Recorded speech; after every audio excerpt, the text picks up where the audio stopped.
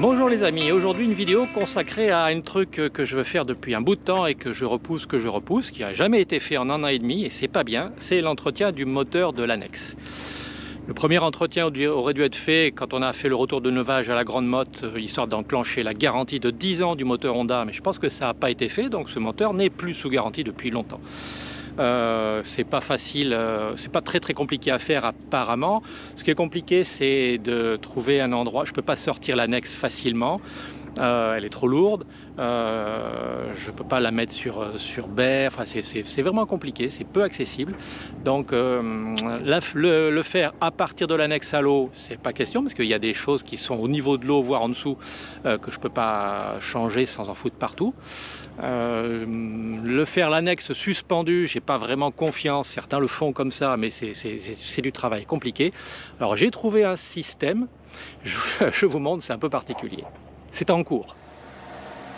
Alors, vous le voyez, l'annexe elle est suspendue sous les bossoirs, mais elle est dans une position bizarre. Et oui, je l'ai suspendue à l'envers. Normalement c'est le moteur ici, et elle est un peu penchée comme ça. Et là je l'ai inversé totalement, j'ai pas touché les réglages, donc elle est un petit peu penchée de l'autre côté et le moteur est là-bas, et vous allez voir comment j'ai réussi à m'en sortir. Donc ça, le capot du dessus c'est facile à enlever, celui du côté j'ai un peu galéré, vous allez comprendre. Et en fait j'ai installé ici un palan 4 brins que j'avais fabriqué depuis longtemps avec des grosses poulies que j'ai attachées là, voilà, et l'annexe est tirée vers la jupe.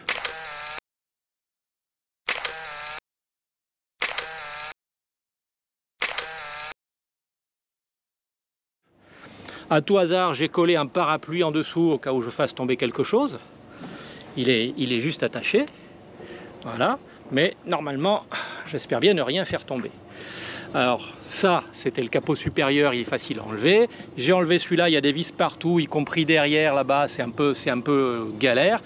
A priori, j'aurais pas besoin d'enlever celui-là, ce qui m'arrange. J'en verrai tout à l'heure. Là, pour le moment, je suis sur les bougies. Après je ferai la vidange, il faudrait le démarrer normalement pour faire ça avec de l'huile chaude, donc peut-être que je redescendrai, je ferai tourner le moteur quelques instants. Voilà ma première bougie retirée. Ouh, qu'elle est pas belle. Et la nouvelle, ouh, qu'elle est jolie. Bon, je vous fais voir les deux côte à côte, hein. Il était temps. Bon, ça tient encore, hein, c'est pas gênant, mais bon. Donc là je fais les bougies, après je fais la vidange, après je vais faire la vidange de la partie inférieure, de la partie engrenage et transmission. Un petit coup de nettoyage au chiffon, un petit coup de WD-40 partout pour mettre un petit bain de protection anti-corrosion. Il y a peu de corrosion en fait. Il y a un peu de poussière ici, mais c'est rien. Il y a un tout petit peu de corrosion là, mais c'est rien. Globalement, ce moteur est en très bon état. Le seul truc, c'est que parfois, encore hier, j'ai un petit peu de fumée blanche qui sort de l'échappement par ici, ce qui n'est pas normal. Donc je regarde si je vois quelque chose de louche. Si vous avez une idée, dites-moi. Bon, mes petits poulets, ça y est, la vidange est faite. Donc il a fallu dévisser ça. J'avais découpé un bidon d'huile. Voilà. Ça a servi de réceptacle. C'était pas mal. J'ai donc démonté aussi l'autre joue du moteur. Et là, je vais essayer, avant de refaire le niveau d'huile, je vais essayer de virer le filtre à huile. Et donc ce qui va se passer, c'est que ça va en foutre partout, ça va être le bordel. Je déteste retirer les filtres à huile. En fait, j'aime pas la mécanique des moteurs, vous le savez. Alors, vidange principale faite, changement de filtre à huile fait, changement des bougies fait. J'ai un peu graissé et lubrifié ce que je pouvais sur le moteur. J'aurais bien changé l'impeller, je pense qu'il est là-dedans, mais c'est pas marqué dans la doc de chez Honda, donc je vais refermer et puis je vais chercher un peu de graisse sur les têtes de vis. Là je vais refermer la joue ici, je vais refermer l'autre côté, et après je vais pivoter le moteur, parce que l'engrenage de l'hélice, la vidange se fait par le bas de l'hélice en renvoyant l'huile vers le haut. Donc je vais faire ça à ce niveau-là, mais je vais d'abord remonter tant que je le peux. Allez, voilà, l'après-midi se termine. Dans 1 heure, le soleil se couche. il pleut là-bas, il pleut là-bas, il pleut là-bas. Il n'a pas plu ici et j'en suis bien content. Voilà, en principe j'ai terminé ce que j'avais à faire. Il me resterait la vidange de l'hélice à faire. Je vais regarder si je peux y accéder. Après je vais ranger tout ça, je vais nettoyer un peu. Je vais étudier comment nettoyer ce pauvre parapluie qui a pris un peu d'huile, un peu de graisse quand j'ai enlevé le filtre à huile en fait. C'était le bordel, ça a un peu coulé. Mais bon, j'ai bon espoir pour le rattraper. J'ai une rondelle qui est tombée dans le parapluie que j'ai pu rattraper tout à l'heure en revissant cette rondelle-là, la petite toune. Sinon, tout le reste a été remis nickel, graissé avant d'être reposé. Ça devrait le faire. Ensuite, je remettrai l'annexe à l'eau. Je rouvrirai ça et je referai la pointe d'huile puisqu'il n'y en a pas tout à fait assez. Il doit en manquer un demi-verre, un truc comme ça. Et puis après on essayera. Mais peut-être demain. Bon, ça a l'air de rien, là, je vous ai dit qu'il pleuvait un peu partout, mais en fait il fait super chaud. Je transpire, j'ai perdu 2 litres encore une fois. Je vais terminer la vidéo, on est déjà demain. Et oui, on est déjà demain. Hier soir quand j'ai terminé, j'en avais un petit peu marre. La situation aujourd'hui, vous voyez derrière moi, il fait tout gris. C'est une journée pluvieuse. On a de la pluie, pas de pluie, de la pluie, pas de pluie, ça n'arrête pas, ça va être comme ça jusqu'à demain. Globalement, on n'a pas de vent, on oscille entre plusieurs heures à 0 nœud et puis des rafales à 10, 12 et puis ça retombe. Le vent tourne, là on a l'axe vers Sainte-Anne, c'est l'axe habituel.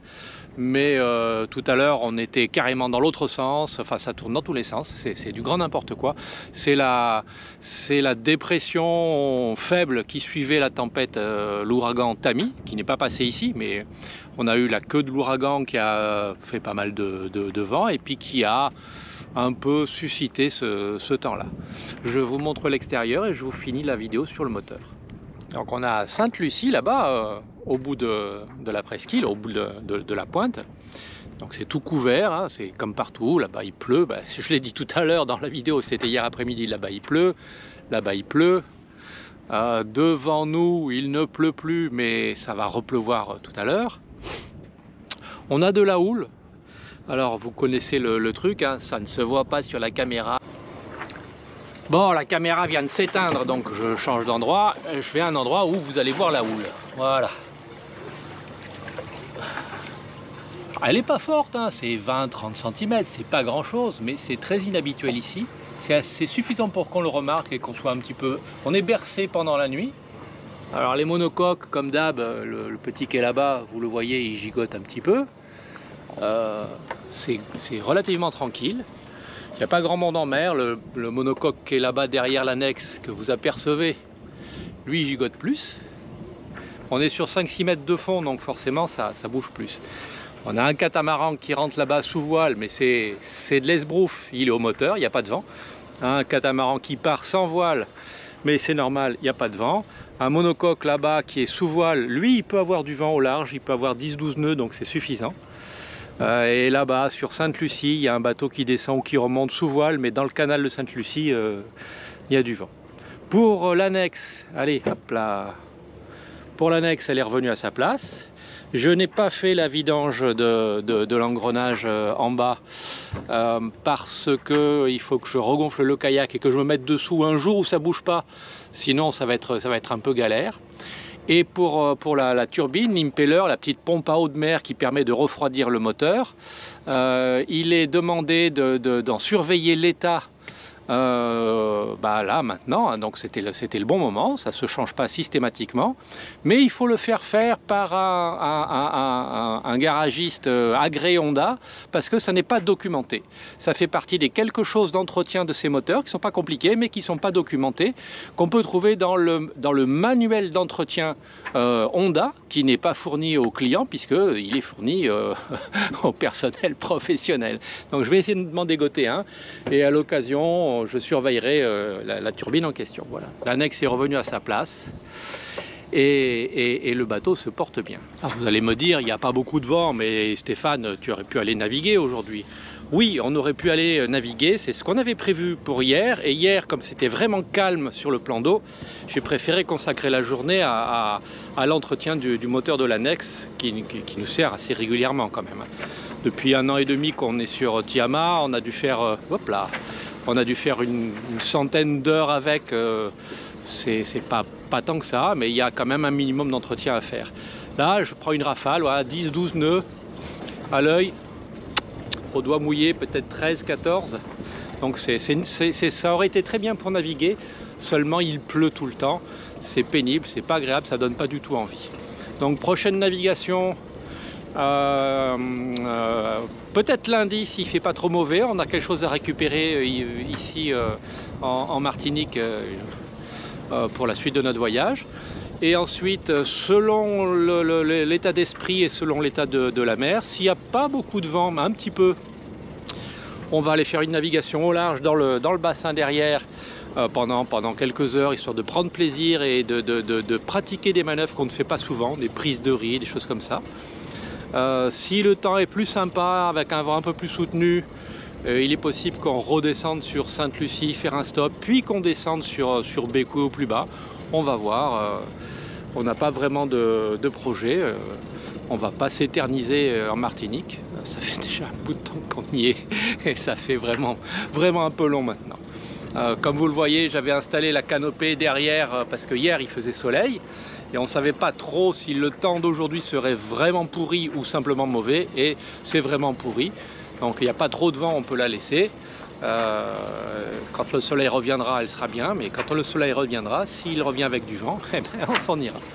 Ça sera tout pour aujourd'hui, je m'éternise, je suis bavard. Reprenez une activité normale, hein, vous connaissez les consignes. On vous embrasse et à très bientôt.